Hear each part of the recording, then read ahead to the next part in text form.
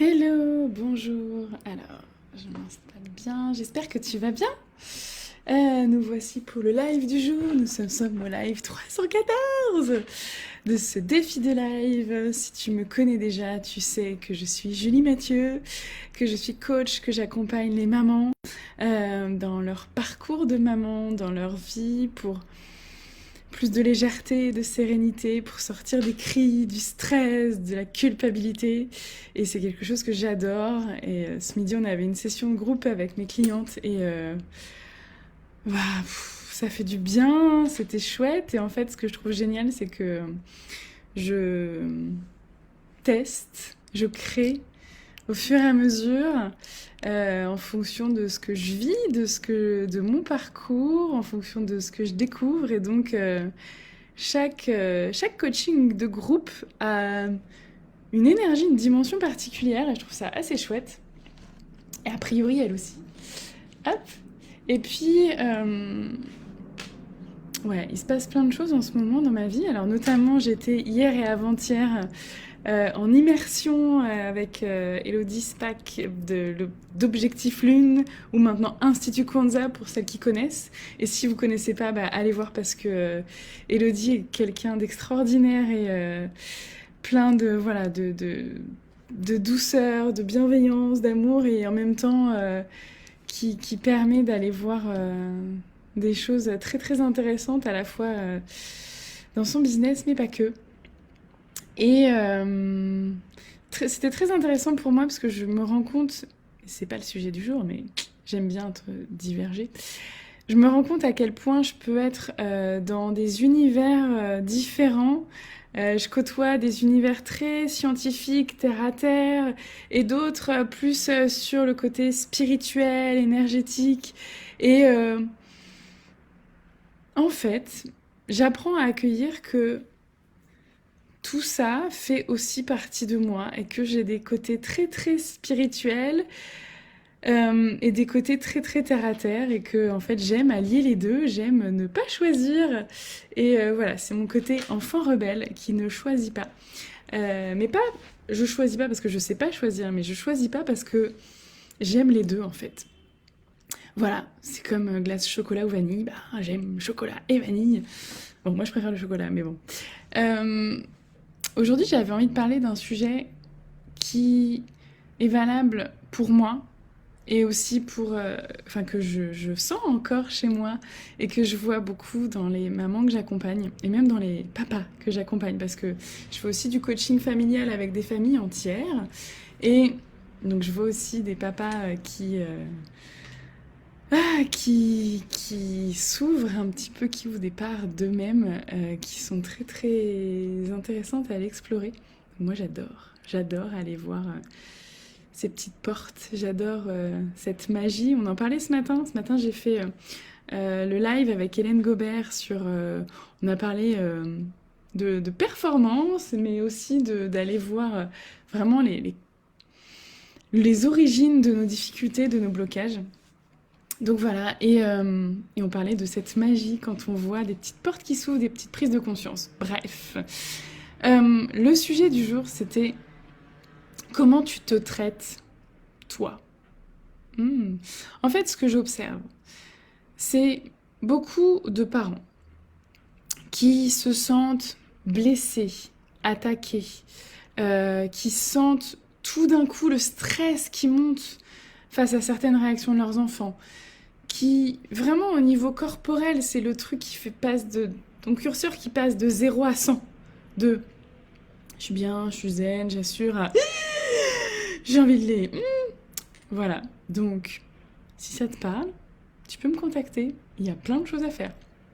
Mais ça, c'est quelque chose que j'ai beaucoup vu avec mes clientes et qu'on arrive à vraiment euh, à modifier. Et ce qui est intéressant, c'est que on le modifie sans réfléchir à la solution.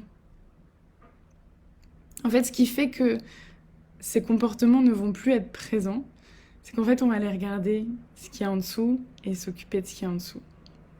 Et dans ce qu'il y a en dessous, y a une chose qui est pour moi importante, c'est comment on écoute cette partie de nous, en fait, qui justement fait qu'on monte d'un coup.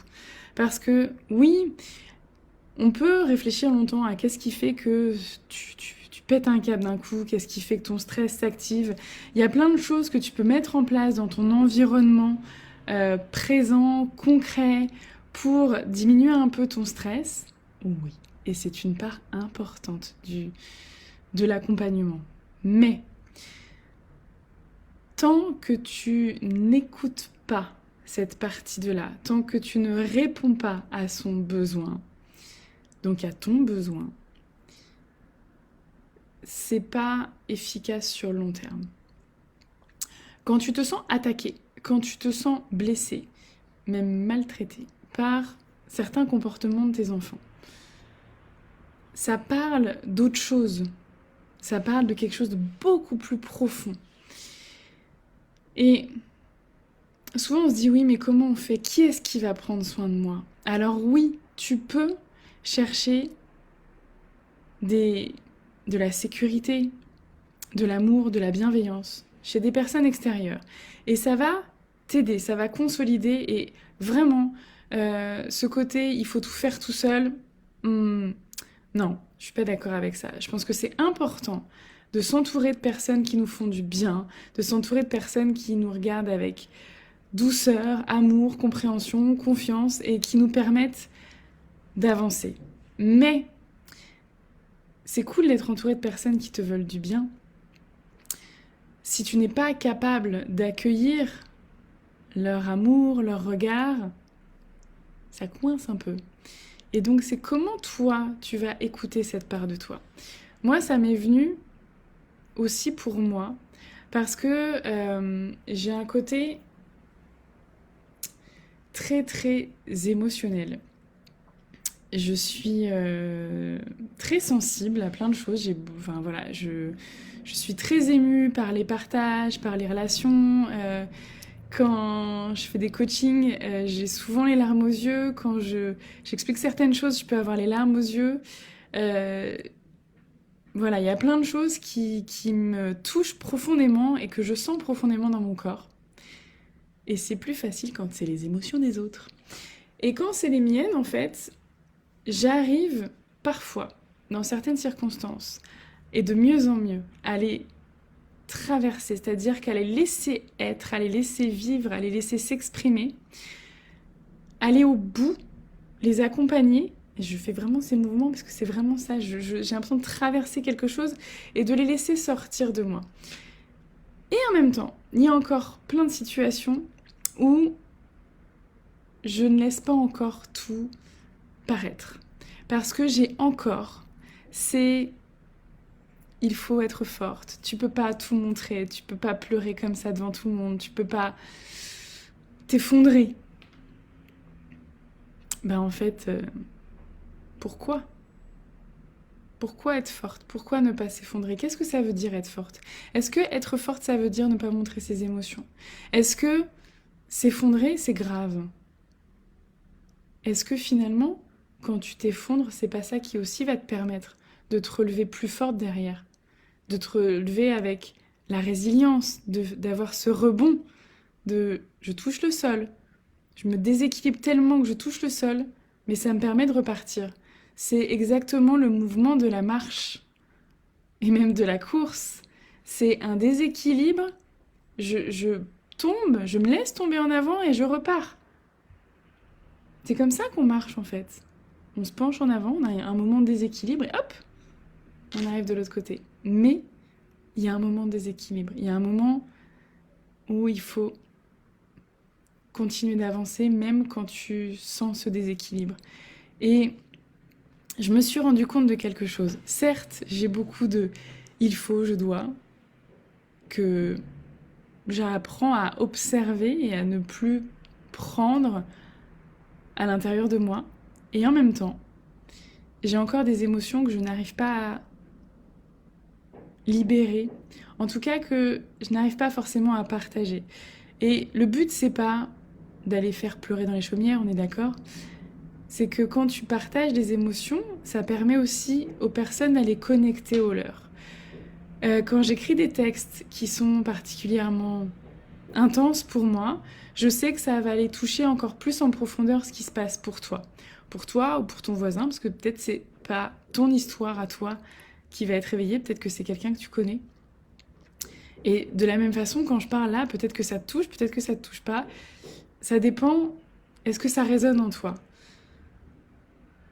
Mais quand enfin, je sais qu'il y a une part de mes compétences, de mes talents, qui est liée à cette émotion si forte en moi.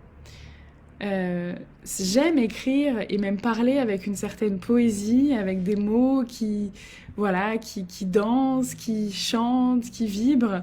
Euh, J'aime ça et j'aime aussi aller dans l'émotionnel. Parce que je sais que ça fait du bien et je sais que ça ouvre des portes et je sais que ça donne des permissions. Et j'ai envie, en fait, de donner ces permissions. Peut-être que c'est pas forcément la démarche la mieux au niveau marketing, j'en sais fiche rien et j'avoue que je m'en fiche parce que je sais que les personnes qui viennent travailler avec moi, qui viennent dans mon accompagnement, elles savent qui je suis, ce que j'apporte. Ah, peut-être pas tout parce que j'ai encore des parts de mystère et je révèle plein de surprises, mais j'ai envie d'être profondément authentique parce que pour moi c'est important que les personnes qui rejoignent mon accompagnement le fassent pour de bonnes raisons. Pas parce que je vends du rêve, peut-être que je vends du rêve, mais parce qu'elles sentent que avec moi, elles vont se sentir en sécurité et qu'elles vont pouvoir aller explorer tout ça. Et par mes partages, elles vont pouvoir savoir qu'elles ont le droit de partager aussi. Et même sachant ça, il y a encore des moments où j'ai du mal à réguler cet aspect de moi. Et je me suis rendu compte, dans ces 2 jours d'initiation avec Elodie, que en faisant ça, en taisant cette part de moi, je disais chut, tais-toi, reste dans ton coin, à mon enfant intérieur, à cette part de moi qui a envie de s'exprimer, à cette petite fille de 3 ans et même beaucoup moins que ça, qui aurait eu besoin de pouvoir pleurer, être en colère, dire ce qu'elle n'est pas pour elle, de pouvoir parfois ne pas être rigolote et souriante. Et en fait, je me rends compte que, encore maintenant parfois, en faisant ça, je me coupe d'elle et je lui envoie quelque chose de négatif, on va dire, en tout cas de très fermant. Je traverse ça, je prends conscience de ça et du coup, je lui laisse de plus en plus de place. Et donc, je m'autorise aussi à vous livrer ça aujourd'hui. J'espère que ça fera écho pour vous parce que du coup, je me mets quand même... Voilà, je me mets quand même à nu, hein, voilà. Mais ce que je veux dire par là, c'est que je vois aussi beaucoup de femmes qui souvent taisent cette part d'elles-mêmes. C'est-à-dire, je sens qu'il y a quelque chose, mais stop. Et en fait, elles peuvent du coup se sentir d'autant plus agressées, impactées par ce qui se passe avec leur couple, leurs amis, leurs enfants. Parce qu'en fait, il y a une part d'elles qui a besoin de s'exprimer. Et elles en prennent pas soin. Et c'est vraiment avec aucun jugement parce que ce que je viens de dire, c'est que moi aussi, parfois, je prends pas soin de cette partie de moi. Et moi aussi, parfois, par ces habitudes, ces mécanismes, j'ai mon truc qui déconne. Je me tais, je mets un couvercle sur ça pour pas trop sentir. Et en même temps, d'autres moments où je lui laisse un peu de place. Mais c'est vraiment ça. Si tu te sens vraiment impacté, blessé par tes interactions, que ce soit dans ton couple ou avec tes enfants, c'est prendre conscience que ça exprime un manque, une blessure, un besoin, et que en prenant toi-même soin de cette part de toi, en lui laissant la place, en l'accueillant, en l'aimant, je sais, c'est dur, mais ça parle d'amour, ça va te permettre en fait d'être plus facilement en lien dans ton couple, avec tes amis, avec tes enfants. En prenant soin de toi, tu peux t'ouvrir à cette relation à l'autre. Et pour moi, c'est vraiment ce qui change le plus de choses, à la fois pour moi, pour ma relation avec mes clientes, pour ma relation avec mes enfants, pour la relation de mes clientes avec leurs enfants. Et c'est vraiment quelque chose qui me tient profondément à cœur. Voilà. Donc j'espère que ça t'aura parlé. N'hésite pas à mettre un petit commentaire pour me dire. Voilà. Et si tu as envie de discuter de mon accompagnement, ben contacte-moi et puis on en parle. Voilà, voilà. Je te dis à bientôt. Ciao.